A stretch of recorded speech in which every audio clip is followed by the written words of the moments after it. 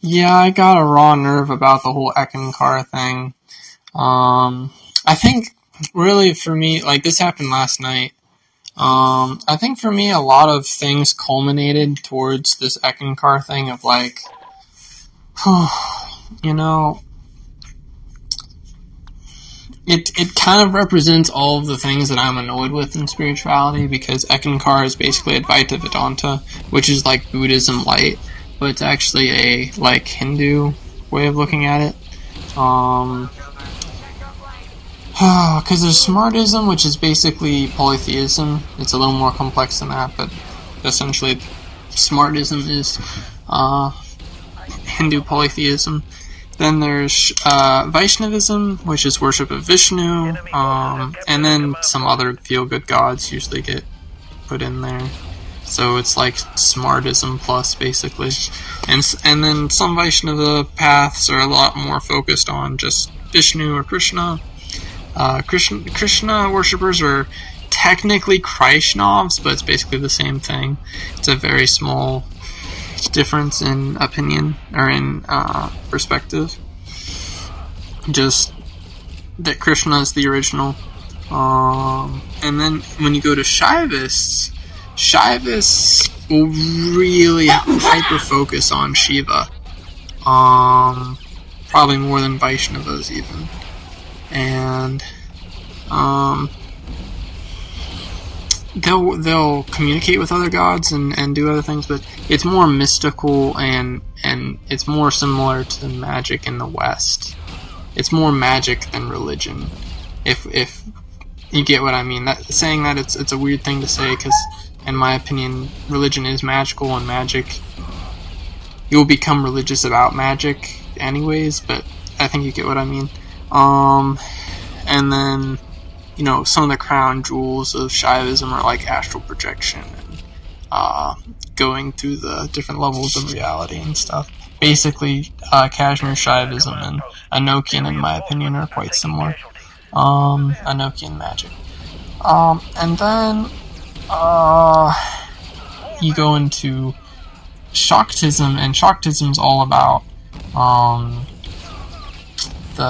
it's all about Durga and stuff. Durga and the different divine feminine, but mostly Durga, Shakti, whatever. Now this is interesting because it's talking about Durga as the material energy, the divine feminine that is the source of all creation, that Brahman, that actually Vishnu needs Shakti's permission to create creation. But see, that's weird because in Shaivism, Vishnu only thinks himself powerful because of the deluding Maya of Shiva. But then with Shakti, it's like Shakti gives permission to Shiva and Vishnu, or just Vishnu in some cases, to create the universe. But I think that the thing that Shiva deludes Vishnu into thinking he's God is a little bit of a secret. It's like a very esoteric thing. It's even within Hinduism, so it's a little bit of a secret that not many people know. Giving all the juicy details tonight. Shaktism is connected to Tantra. So I think Shaktism actually comes a lot out of Tibetan Buddhism, or Tibetan Bon religion, more than that even, I think. Because I think Tantra comes primarily from the Bon religion in Tibet. I'm not 100% sure, but it would just kind of make sense because Shaktism is very connected to Tibetan Buddhism, and regular Buddhism then also has some influence from Tibetan Buddhism, as far as I understand. Because in Tibet, Buddha's a big deal, of course. Then they have the Tibetan Buddha, who's a separate person, or one of the disciples of Buddha or something. So this king that was a bodhisattva or something like that. He's important, but more than those two, I think, in a way more important is Green Tara. green, or just Tara in general, Tara Bodhisattva. Green Tara is a common form which she's worshipped. You may have come across her, Om Tare Tu Tare Tere Soha. The mantra. I use her mantra as a replacement for Lakshmi, and it's nice. It brings wealth into my life without having to deal with Lakshmi type energies, which I just don't drive with that much. So then I don't have a way to receive Lakshmi energies is the thing. That I know of.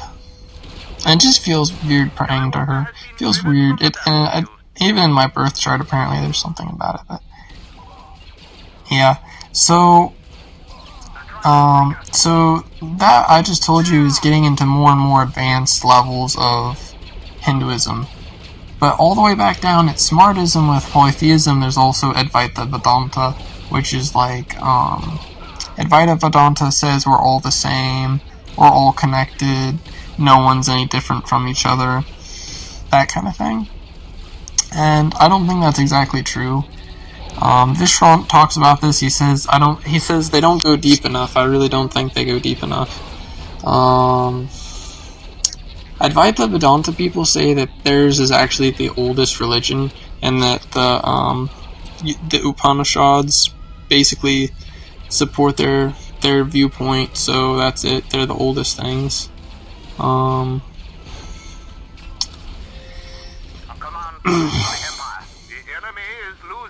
I think the earlier religion of Brahmanism, I don't remember a lot about Brahmanism, but it's not Advaita Vedanta. So historically speaking, Brahmanism would be most supported by like the Vedic scriptures. So saying that the Sapta Rishis, the 7 Rishis, the 7 sages basically, that they Advaita Vedanta is what they believe, therefore somehow, I don't really know the information on this, but somehow I sort of doubt it.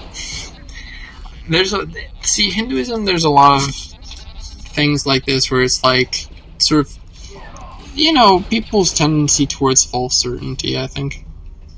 But Advaita Vedanta is a path a lot of people like because it's really, really basic. Of course it's true that me and you are made of the same stuff. It doesn't mean me and you are the same. What would be the point of me and you saying we're the same? What's the real benefit of that? Oh, let us just lay back and let existence disintegrate our being, and let's actually try and help existence disintegrate our beings and proactively disintegrate ourselves. This is part of the reason why Advaita Vedanta and Buddhists all look the same, is because actually they actively destroy their own identity, and they're like, oh, we're happy because we're all... Once again, I was talking about, feeling God and stuff, and I kind of have a similar reaction to that. Is like, okay, so you're destroying your individuality, you're programming yourself out of yourself. It's a really backwards thing. Kind of seems like they're all just linking up to each other and becoming almost kind of hive-mindy. That's what I see with it, so I'm not that impressed. But I think it's a good stepping stone for people that don't know a lot about, this sort of thing. I think you shouldn't go and practice it. You should not do that. No one should go do it and get deep into it. If you go to a temple a few times, have some experiences, realize these sorts of things are real. But I think one thing with Advaita Vedanta, like Mooji is this, for example. If you know Mooji, Mooji, he has videos on YouTube. If you watch it, it's very tantalizing. It's poisonous. It's addicting because it's basically, it simplifies things to practically nothing. And this is dangerous because, there's a lot of, the tree of spirituality has many, many, many branches. You can end up anywhere. You can do anything you want, really. I think it's really dangerous to tell people that, oh, none of that matters. Or not dangerous, but it's just unfortunate to tell people, oh, none of that matters. None of it matters. That's not important. We're all just the same. Why are you doing something to stand out? You know? You're just deluding yourself in the material energy of disconnectedness. But we're all connected. We're all one, and we need to help each other realize that, and then there'll be peace and tranquility. You know, who's to say peace and tranquility is even, you know, a good... Who's to say that's even a good thing, you know? Who's to say that... I mean, if the price of peace and tranquility is that you become, you know, a bland, plain piece of bread, you know, just plain, you know, milk chocolate, you know, just like everyone else, and more just like everyone else than you would even be just being a normie. Like, you're actually eroding the facets of your character to, in the process of becoming, but you're not actually becoming, you're unbecoming. It works. Probably some people develop some minor siddhas, some powers from it. Because when you can actually between using empathy and working back through sort of the creational matrix, I'll say it that way, you know, seeing the source from which everyone comes. There are powers that come with that, but I would say they're probably not as great as powers from serving Shiva or Shakti, or doing Tantra, or doing ceremonial magic, or whatever. I mean, anyone that goes and is spending their life with mystical practices is gonna, you know what I mean? But still. So this is kind of the beef I had with the ECKankar, and why I was kind of upset with them. Because basically they're Advaita Vedanta. They're exactly Advaita Vedanta. Buddhism, at least, some of Buddhism is actually about building the solar body and surviving the erasing, you know, the erasing process of nature. That's power. That is incredible power. So I'll make you another I would say I've just also sensed that Buddhism, you know, reducing each other's suffering is really more at the forefront than simply that we're all the same and stuff. So I think that's really powerful. Yeah, but ECKankar is totally Advaita Vedanta. I don't think even Buddhism says that we're all the same. I think it just says that us trying to be different is causing suffering, which is true. But I don't know. I don't know a ton about Buddhism. I wanted to ask if this guy I know about it, but he didn't even accept my friend request. So he's a whatever. Anyways. He's really pretentious, which is hilarious because he's Buddhist. I've noticed he's quite pretentious anyways. That was the impression I got, but I don't think I'm wrong. Yeah, also the ECKankar, Advaita Vedanta, and then on top of that they talk about Jesus and act like Jesus was teaching the same thing they're teaching, when it's quite obvious they're just a New Age cult, probably produced by Freemasonry. Yo, you alright? Yeah, the thing is, the ECKankar people also, as I was just saying, talk about Jesus as if he was one of them, basically, and they're like as if he was teaching the same message, and they talk, and it just seems like a cult from the 70s or some shit. The thing is, their teachings are powerful. I have used them now, and they boost me and they get me somewhere. So I've seen this a lot with Freemasonic Rosicrucian type cults that they make. Is the origin story is complete nonsense, but the processes work. I don't know if that's some kind of weird-ass blind that's like they want you to see through. If you see through it, it's like that's a shit test, and they're like, oh, you get it. You know, I don't know. I don't like it. I don't like that. I don't like playing guessing games. So, They're also big on the Ek, Holy Spirit. So the ECKankar are big on the Ek and a big on the syllable Hu, as I mentioned. And, that seems to be all they got. I don't know. I want more information out of a religion. I want a religion that has an opinion about a bunch of things. This is one of the problems I've come across with the Mormon religion is, like, back in the old days, they were writing all kinds of bizarre shit in their publications. They were saying shit about planets and Garden of Eden being in, like, Arkansas or some shit, They're just,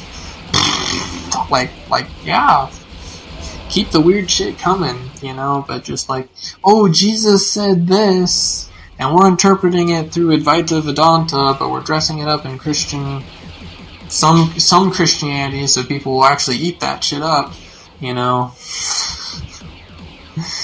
whatever, lol, sure. So,